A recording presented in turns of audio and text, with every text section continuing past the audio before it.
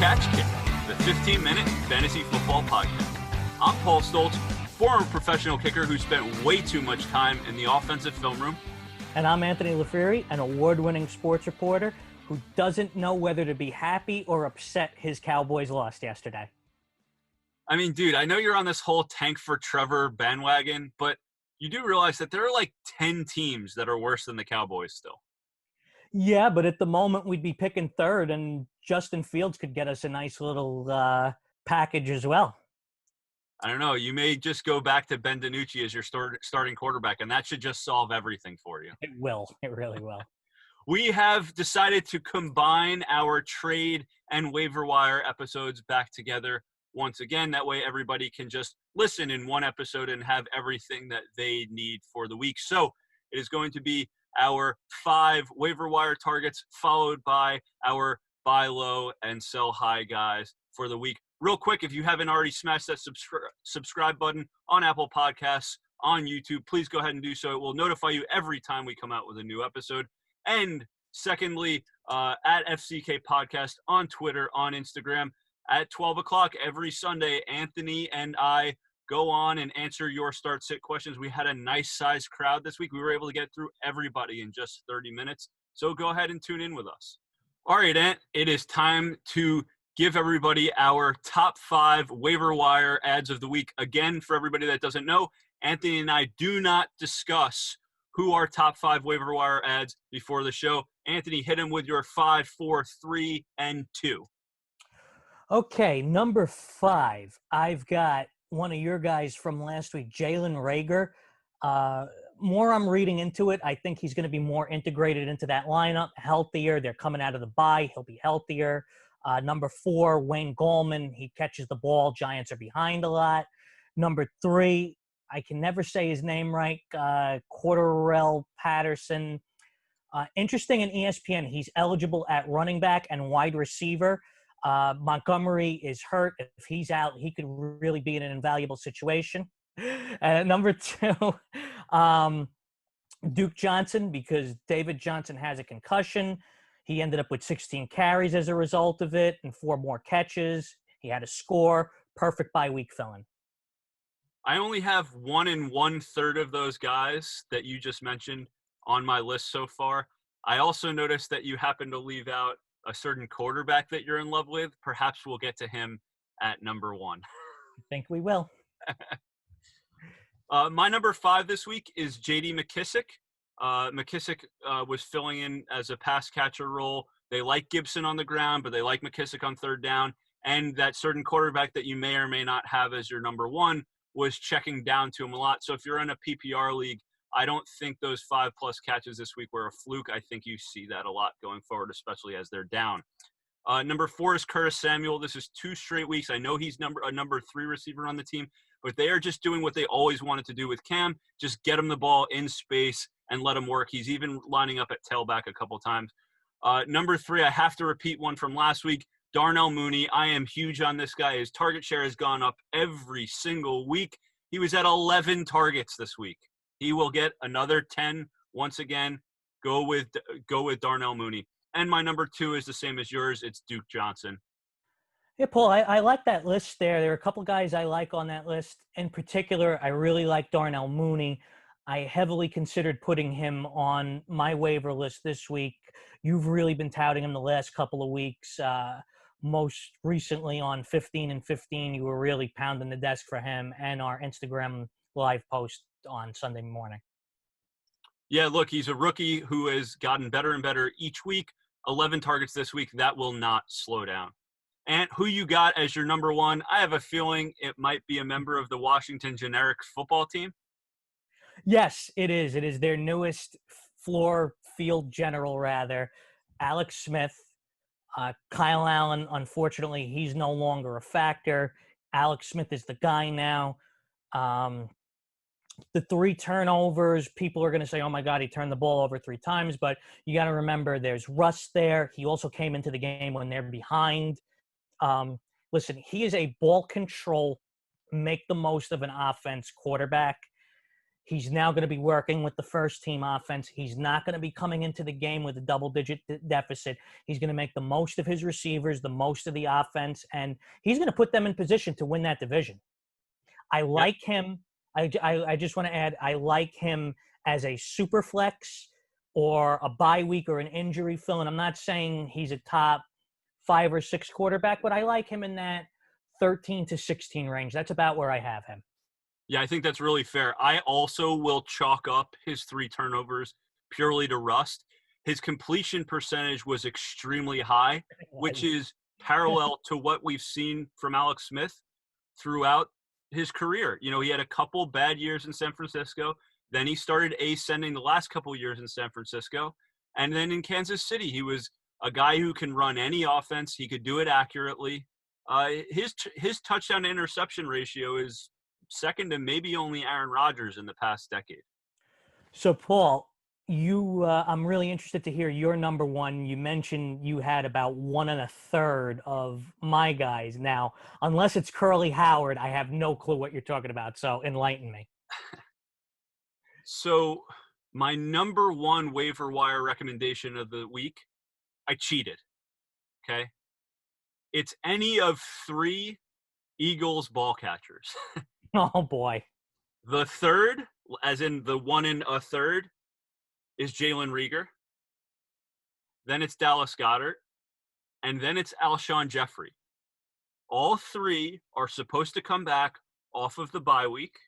So for those of you that have Boston Scott, you can drop him. Miles Sanders is back too. And the Eagles line is getting healthier, and Wentz has been playing better and better throughout the season. I don't know what that means for Fulgham. I don't know what that means for Greg Ward. And I frankly don't know what it means for these 3 guys.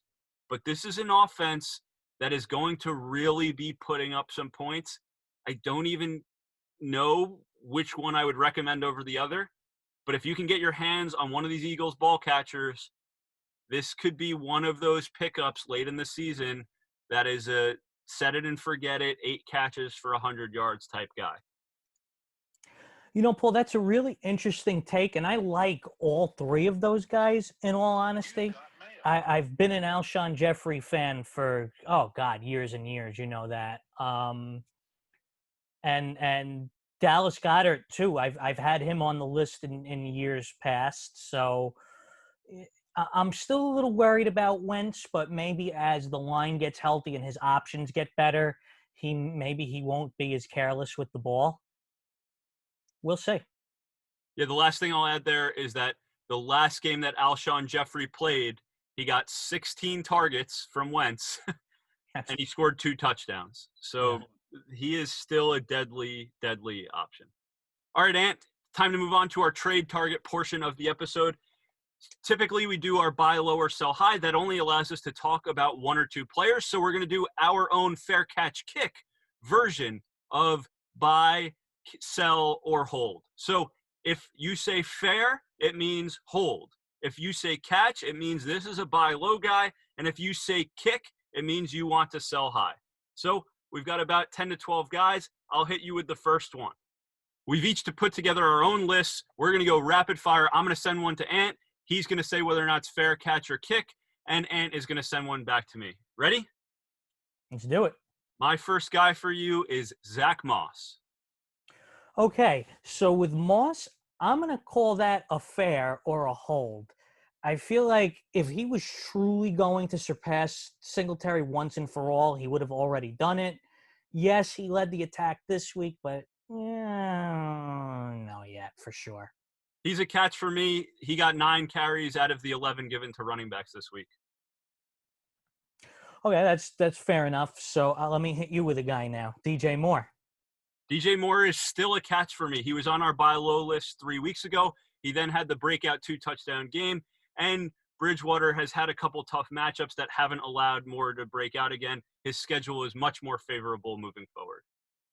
Yeah, I've got him as a catch basically because of the schedule. Basically, most of the things you said, I really like him. Allen Robinson, what are your thoughts? Fair catch or kick?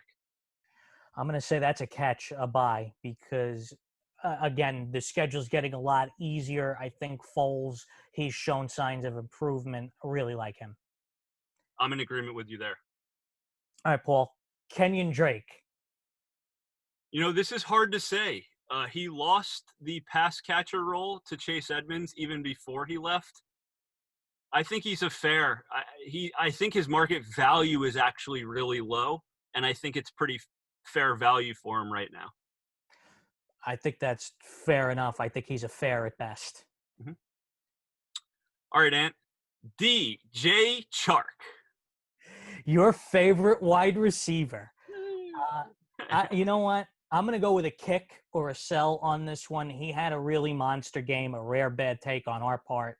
But is Jake Luton really going to perform like that each week? Are they going to stick with him and not go back to Gardner Minshew? People, it's a sexy name. I'd rather get the value while I could.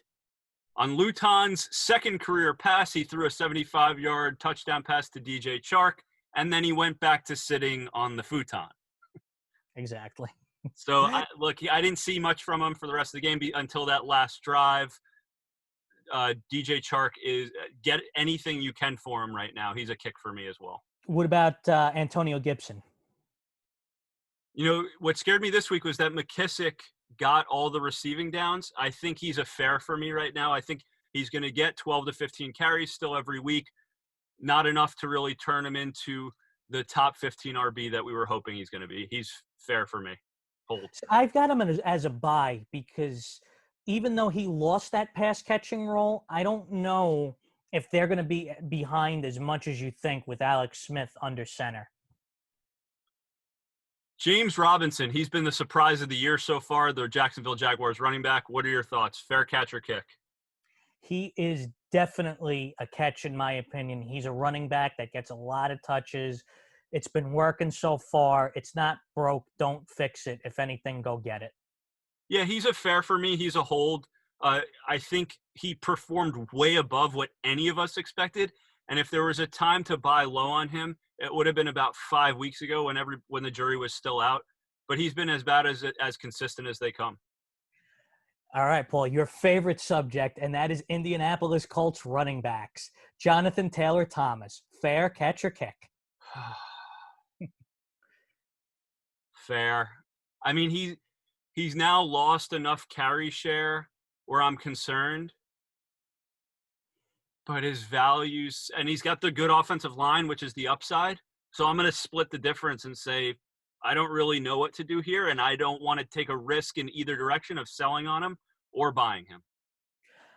Again, I have him as a moderate, a fair catch, if you will. How's that? I have him as a moderate buy.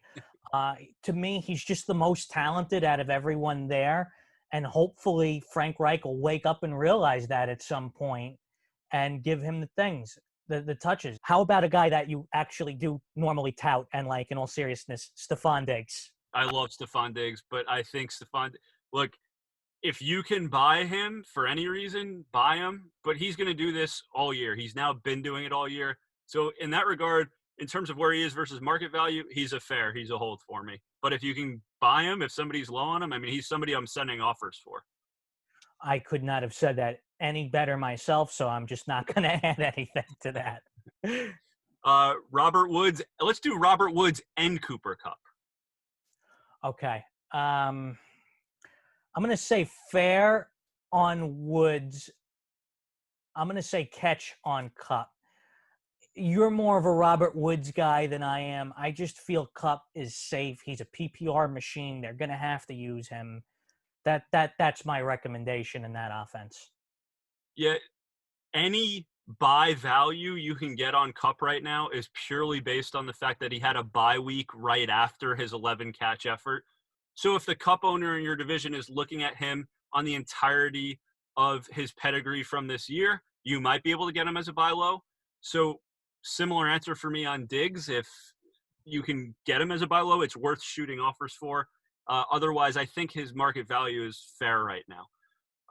Robert Woods, though, I think you can get as a buy low, so he's a catch for me right now. Fair enough. And then let's wrap things up with another, albeit former Rams receiver, your boy, Brandon Cooks. Brandon Cooks, I thought, was super underrated going into the season. Took him a little bit without actual training camp and preseason games to get going. And now I think he is a kick, actually. I love Brandon Cooks, but he's now given us plenty of games, a sample size, and he's been outperforming. But I think he's going to continue to lose target share to Will Fuller, to Randall Cobb, and Kenny Stills. Am I saying sell him at any cost? No, but I'm saying put him into a deal because you're not going to continue to get these 7 catch for 100-yard and a touchdown games. Yeah, I'm with you there. If you can throw him into a deal as a kicker to help get your deal done, I like that. I wouldn't cut him. I wouldn't trade him at all costs, but I wouldn't go out and acquire him either. For many people, Brandon Cooks is your 3rd or 4th receiver. He's someone to package with an RB2 to maybe get Nick Chubb this week. Well, we've got a lot of more guys that we'd love to talk with you guys about. So please leave different guys in the comments. We'll let you know if we're considering picking them up, if we would buy low, if we would sell high on them. Hit us in the comments. DM us on Instagram at FCK Podcast. Hit us up on Twitter at FCK Podcast. And lastly, please smash that like button and hit subscribe, whether you're watching on YouTube or Apple Podcasts. Other than that, thanks so much for tuning in, everyone, and best of luck going into Week 10. Thanks, everybody.